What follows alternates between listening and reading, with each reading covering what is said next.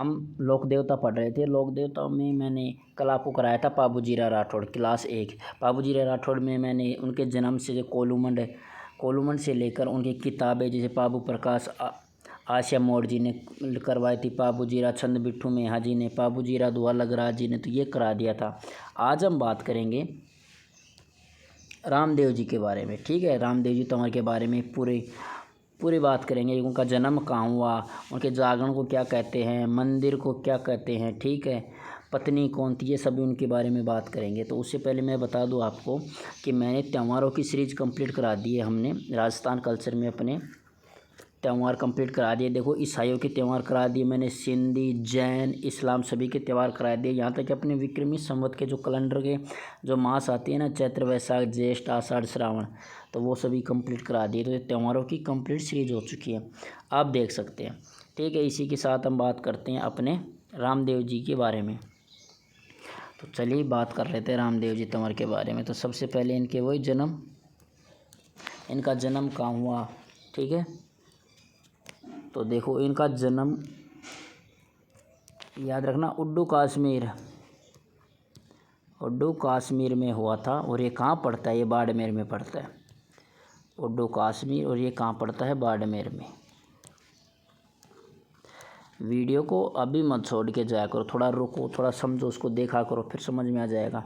और ये कब हुआ था इनका जन्म, अगर बात करें तो भाद्रपद की शुक्ल द्वितीया को हुआ था। ये भी याद रख लेना, भाद्रपद की शुक्ल द्वितीया को, ठीक है, शुक्ल द्वितीया को हुआ था, तो ये याद रख लेना। तो जन्म कहाँ हुआ था, उड्डू कश्मीर बाड़मेर में पड़ता है, और भाद्रपद की शुक्ल द्वितीया को हुआ था। अब बात कर लेते हैं इनके फैमिली के बारे में। पिता कौन थे, इनके पिता का नाम, माता का नाम क्या था, पत्नी का नाम क्या था। तो इनके पिता कौन थे, तो पिता थे अजमाल जी रकंवरा, अगर आपने गाना सुना हो तो अजमाल जी थे। और इनके बारे में बता दूं तो ये पोकरण के क्या थे, सामंत थे। ठीक है, अजमाल जी क्या कौन थे, पोकरण के सामंत थे, पोकरण के सामंत, ठीक है। तो पिता अजमाल जी पोकरण के सामंत थे। माता थी इनकी मैणादे, माता का क्या नाम था, मैणादे, ठीक है। और पत्नी नेतल दे, अगर आपने सुना हो तो पत्नी का नाम था नेतल दे। और ये नेतल दे किसकी राजकुमारी थी, अब वही अमरकोट के दलेल सिंह सोडा की राजकुमारी थे। अगर आपको पता है अमरकोट में और किसका ससुराल था, तो कल ही मैंने बताया था आपको, पाबू जी का, ठीक है। तो अमरकोट के एक मिनट, अमरकोट दलेल सिंह की राजकुमारी थी, दलेल सिंह की राजकुमारी थी, ठीक है,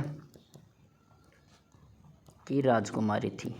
तो ये भी याद रख लेना साथ साथ, ठीक है, राजकुमारी थी। एक मिनट,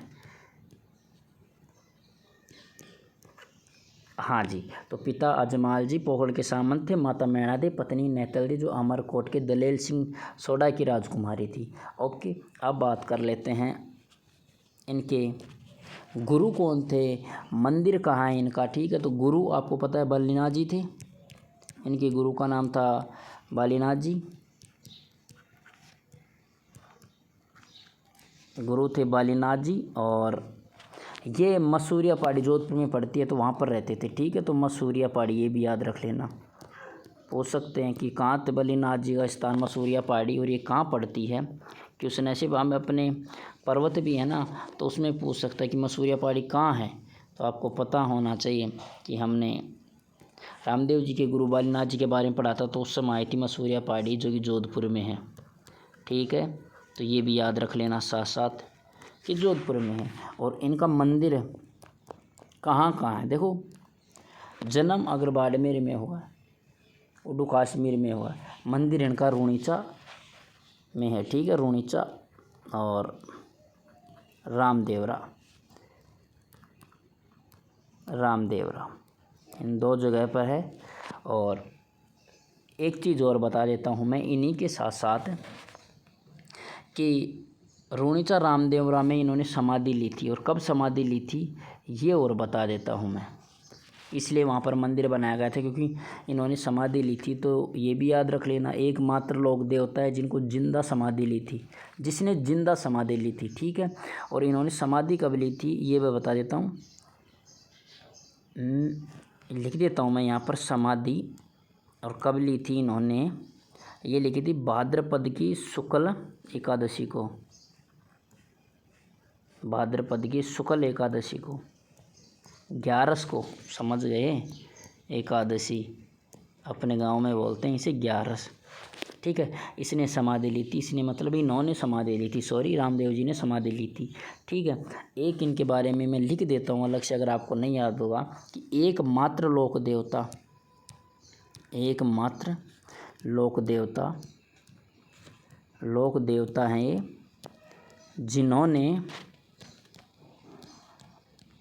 जिन्होंने जीवित समाधि ली थी, ध्यान रखो, जिंदा समाधि ले ली थी, ठीक है, जिंदा समाधि ली।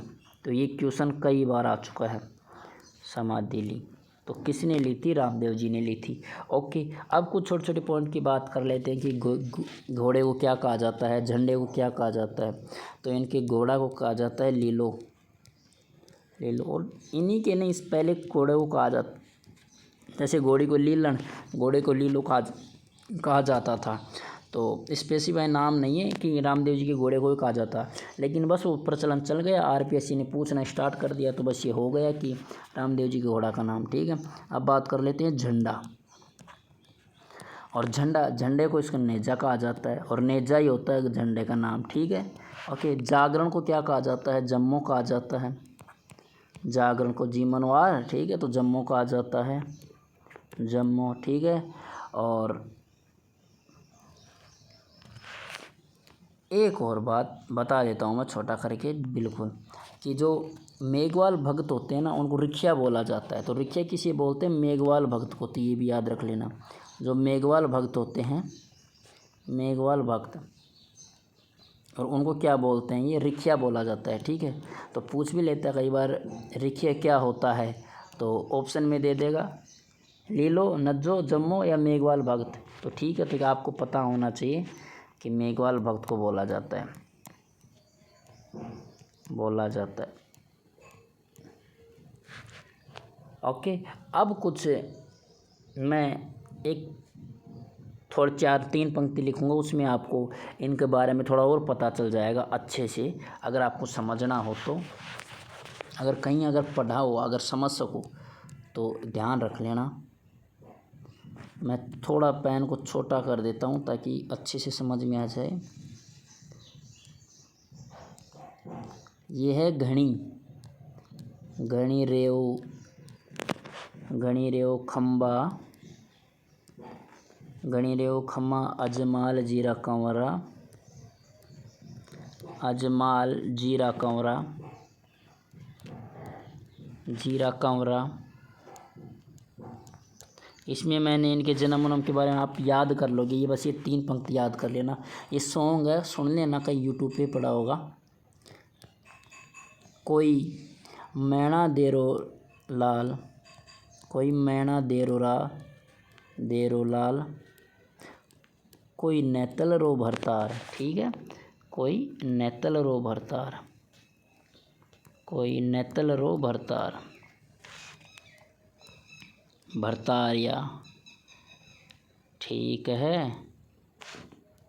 एक मिनट, भरतार जी नहीं आ रहे हैं, तो भरतार जी को थोड़ा सा किधर ले लेते हैं, अब आ जाएंगे भरतार जी अपने रामदेव जी, ठीक है। और घणी रेव खम्मा, घणी रेव खम्मा, रेव खम्मा,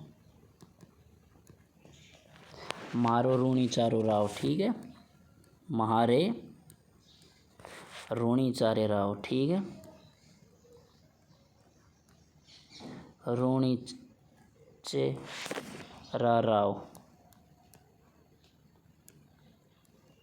तो ये पंक्ति एक गाने की है, रामदेव जी पर ही बना हुआ है वो गाना, सुन लेना, तो इससे आपको क्या ये कहाँ आपको बेनिफिट देगा, मैं आपको ये और बता देता हूँ। ये आपको देगा याद करने में। देखो जन्म उन्म के बारे में तो घनी रे खंबा अजमाल जीरा कंवरा, तो अजमाल जिनके पिता का नाम था, तो ये याद रख लेना। ठीक है, इस सॉन्ग से ये पता चलता है कि अजमाल जिनके पिता थे। ओके, कोई मैणा देरो लाल, तो लाल तो हमेशा माँ का ही होता है, तो मैणा दे इनके माता का नाम था। नैतल रो भरतार, भरतार पत्नी का होता है, तो नैतल इनकी पत्नी का नाम था। ठीक है, घणी रेव खंबा मारे रूणी चारा राव, तो रूणी चामीन के फेमस में हुए थे, तो याद रख लेना। तो रूणी चामीन के क्या है, मंदिर है। ठीक है, रामदेवरा जो भाद्रपद शुक्ल एकादशी को इन्होंने समाधि ली थी। ठीक है, तो रूणी चामीन का मंदिर है। ठीक है, तो ये याद रख लेना अच्छे से। ओके, तो ये पंक्ति हैं, गणी रेव खमा जमाल जीरा कमरा, कोई मैणा देरो लाल, कोई नैतल रो भरतार, गणी रेव खमा मारा रूणी चारा राव। तो ये कुछ पंक्ति हैं। अब कुछ बात कर लेते हैं। और जिस प्रकार से हमने कल देखा था कि पाबू जी विष्णु जी के अवतार थे, तो रामदेव जी कौन से काम अपने, रामदेव जी भी तो किसी के अवतार होंगे, तो रामदेव जी विष्णु जी के अवतार है। ठीक है, तो ये अवतार हैं, तो याद रख लेना किन के अवतार बताया गया है इनको, विष्णु जी का अवतार बताया गया। तो विष्णु जी का अवतार बताया गया है। और पीरों का पीर कहा जाता है इनको। ठीक है, पीरों का पीर कहा जाता है, पीरों का पीर भी कहा जाता है इनको, पीरों का पीर कहा जाता है। क्यों कहा जाता है भाई, जिस व्यक्ति ने जिंदा समाधि ले ली उनको पीरों का पीर नहीं कहेंगे तो क्या कहेंगे। ठीक है, वही अभी बता दिया, भाद्रपद शुक्ल एकादशी को रूणी चामी इन्होंने समाधि ली थी। और भाद्रपद शुक्ल दशमी को एक दिन पहले इनकी एक बहन थी, मुँह बोली बहन बोलते हैं ये। ठीक है, कब, भाद्रपद की शुक्ल एकादशी को तो इन्होंने समाधि ली थी। और शुक्ल दशमी को डाली बाई मेघवाल जाति की। ठीक है, क्योंकि मेघवाल इनके भक्त होते थे, जिन्हें रिख्या बोला जाता है। तो मेघवाल जाति की डाली बाई थी, याद रख लेना। ये मैं लिख देता हूँ और अच्छे से, थोड़ा छोटा करके पूरा ही लिख देता हूँ, काम आएगा आपको। कि डाली बाई मेघवाल जाति की, डाली बाई और कहाँ कौन, मेघवाल जाति की थी। ठीक है, सॉरी लिख देता हूँ, यहाँ पर लिख देता हूँ मैं, मेघवाल जाति की। तो मेघवाल जाति की तो इन्होंने समाधि ली थी। ठीक है, अपने भाई से एक दिन पहले। ओके, तो ये धर्म बहन थी, मुँह बोली बहन या धर्म बहन थी। ठीक है, तो डाली बाई कौन थी ये मैं और बता देता हूँ मैं, धर्म बहन थी। किन की थी, रामदेव जी की धर्म बहन थी। तो ये दोनों ने ही एक साथ, जब भी कभी रामदेव जी के आप अगर समाधि स्थल पर जाओगे तो उन्हीं के पास डाली बाई की भी समाधि बनी हुई। तो एक याद रख लेना कि एक दिन पहले तो किसने ली थी, डाली बाई ने दशमी को ली थी समाधि, और अपने रामदेव जी ने ली थी एकादशी को। ठीक है, और बात कर लेते हैं कुछ इम्पोर्टेंट के बारे में कि इनके पैरों को क्या कहा जाता है। पैरों को तो पैर ही कहेंगे, सॉरी। इनके पगले की पूजा होती है, पगले कभी देखे होंगे ना, मंदिर में रखे होते हैं। तो याद रख लेना, इनके कोई पत्थर वत्थर की पूजा नहीं होती है, रामदेव जी के लिए पगलों की पूजा होती है। ठीक है, तो इनके पैरों के पगलों की पूजा होती है। तो पैरों के इनकी पूजा होती है, पगले की पूजा होती है, पगले की पूजा की जाती है। ठीक है, पगले की पूजा की जाती है। और बात कर लें, इन्होंने 3-4 अच्छे काम किए थे, मैं वो बता देता हूँ। ठीक है, अलग से कि रामदेव जी के द्वारा क्या क्या काम किए गए। तो रामदेव जी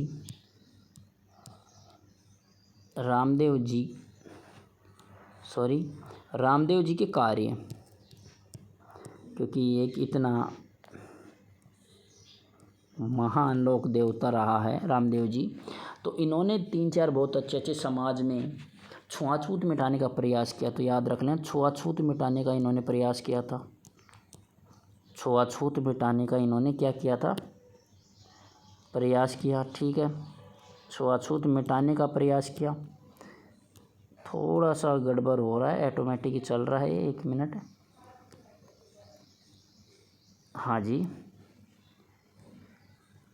ठीक है, अब ठीक हो जाएगा। छुआछूत मिटाने का कार्य किया, मिटाने का कार्य किया।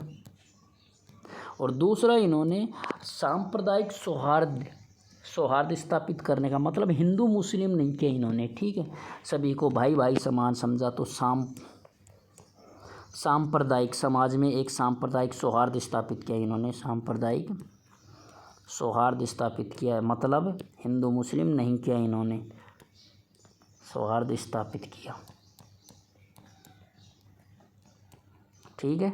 तो दो काम बहुत अच्छे किए रामदेव जी ने कि छुआछूत मिटाने का प्रयास किया, और मतलब ये ऊंची जाति का, ये निम्न जाति का, ऐसे कुछ इन्होंने नहीं किया है। इन्होंने छुआछूत मिटाए, सभी को साथ लिया, ठीक है, ना ही हिंदू मुस्लिम किया, जो कि आज पढ़े लिखे लोग करते रहते हैं, जाति को गिनाते रहते हैं, ठीक है। तो अब कुछ बात कर लेते हैं। रामदेव जी अच्छे खासे पढ़े लिखे लोग थे, ऐसी बात नहीं है, पढ़े लिखे थे। इन्होंने एक पुस्तक लिखी थी 24 बाणियाँ नामक, तो ठीक है, 24 बाणियाँ किसी लिखी थी? रामदेव जी ने, तो ये भी याद रख लेना। 24 बाणियाँ नामक एक पुस्तक है, 24 बाणियाँ, ठीक है। और ये किसने लिखी थी? रामदेव जी ने खुद ने लिखी थी, रामदेव जी की है, ठीक है। तो रामदेव जी ने लिखी थी 24 बाणियाँ नामक पुस्तक लिखी थी। और इन्होंने कामड़िया पंथ की स्थापना की थी, मैं लिख देता हूँ यहाँ पर, क्या है, एक पुस्तक है, ठीक है। अच्छा जी, फिर इन्होंने कामड़िया पंथ की स्थापना की थी, तो ये भी याद रख लेना कि कामड़िया पंथ की स्थापना किसने की थी? कामड़िया पंथ की स्थापना की थी, और 24 बाणियाँ नामक पुस्तक लिखी, ठीक है, स्थापना की। और कामड़िया पंथ की स्थापना की थी, यही कहना है कि कामड़िया जो पंथ है ना, इनकी जो महिलाएं हैं वो 13 ताली नृत्य करती हैं। तो याद रख लेना, कामड़िया पंथ की जो महिलाएं हैं वो 13 ताली नृत्य करती हैं। तो मैं लिख देता हूँ साथ साथ ही कि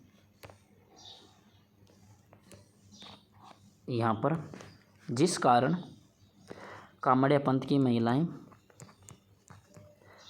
कामड़िया पंथ की महिलाएं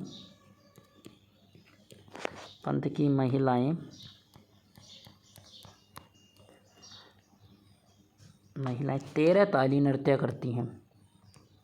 सुना होगा आपने, 13 ताली नृत्य, तो नृत्य करती हैं,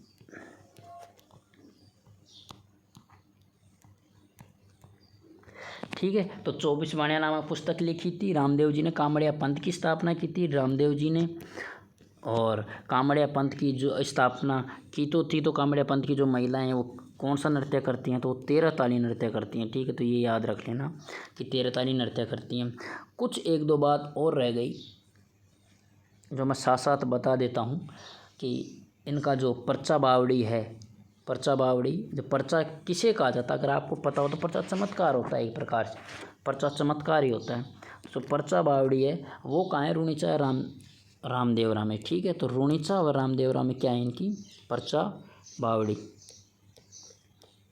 जहाँ ये चमत्कार दिखाया करते थे रामदेवरा में, और यहीं पर ही इनका मंदिर है। तो पर्चा बावड़ी और कहाँ है? तो ये याद रख लेना, पर्चा बावड़ी है यहाँ पर, पर्चा बावड़ी रुणीचा व रामदेवरा में, ठीक है।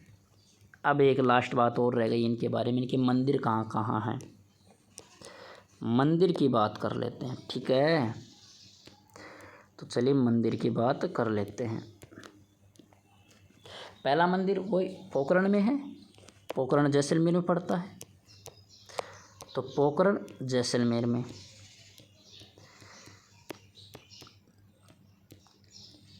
जैसलमेर।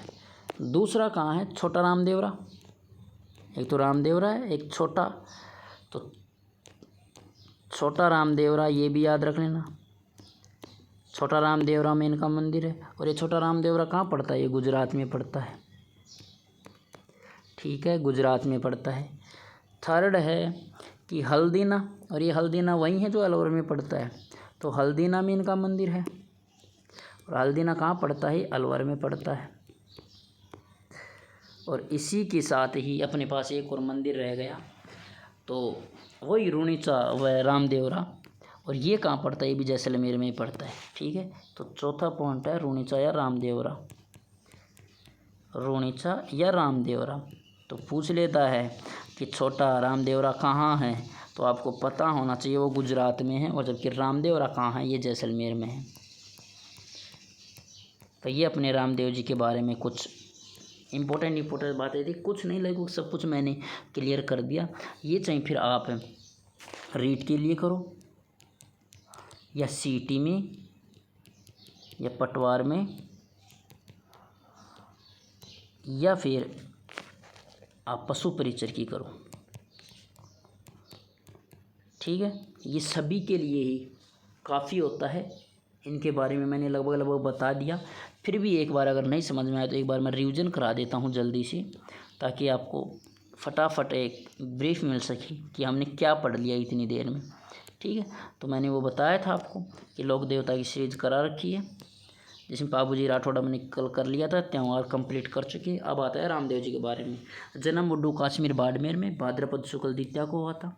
पिता जमाल जी हैं, माता मैना दे है, पत्नी नेतल दे हैं, जो तलेल सिंह सोडा की राजकुमारी थी, अमरकोट के।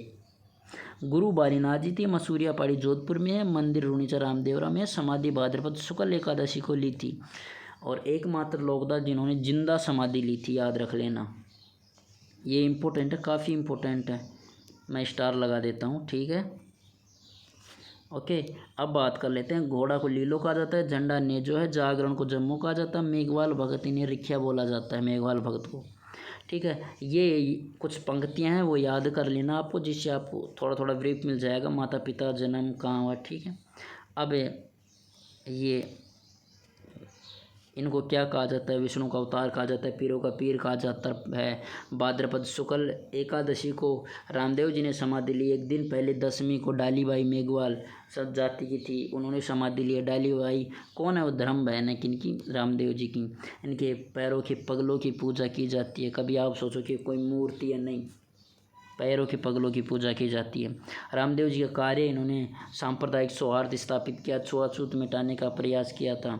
24 बाणी नामक इन्होंने पुस्तक लिखी है। कामड़िया पंथ की स्थापना की, जिसके कारण वो 13 ताली नर्तक को पूछ लेता है कि 13 ताली नर्तक किस पंथ की महिलाएं करती हैं, तो कामड़िया पंथ की महिलाएं करती हैं। रुणीचा रामदेवरा में इनकी पर्चा बावड़ी, कई बार पूछ लेता है। ठीक है, पर्चा चमत्कार होता है, एक प्रकार से चमत्कार कहा जाता है। मंदिर कहाँ है, पोखरण में, जैसलमेर में। छोटा रामदेवरा गुजरात में पड़ता है, हल्दीना अलवर में पड़ता है। रुणीचा रामदेवरा है, जैसलमेर में पड़ता है। तो ये अपना कंप्लीट हो गया रामदेव जी के बारे में। तो मिलते हैं नेक्स्ट वीडियो में, कोई नेक्स्ट देवता को लेकर, गोगा जी को लेकर हम बात करेंगे। तब तक के लिए आपको पता है, जो कि आप करते नहीं, वीडियो को लाइक शेयर करना, और चैनल को क्या कर देना, सब्सक्राइब करना, और वीडियो पर कुछ देर टिका करो, फिर आपको समझ में आ जाएगा। ओके।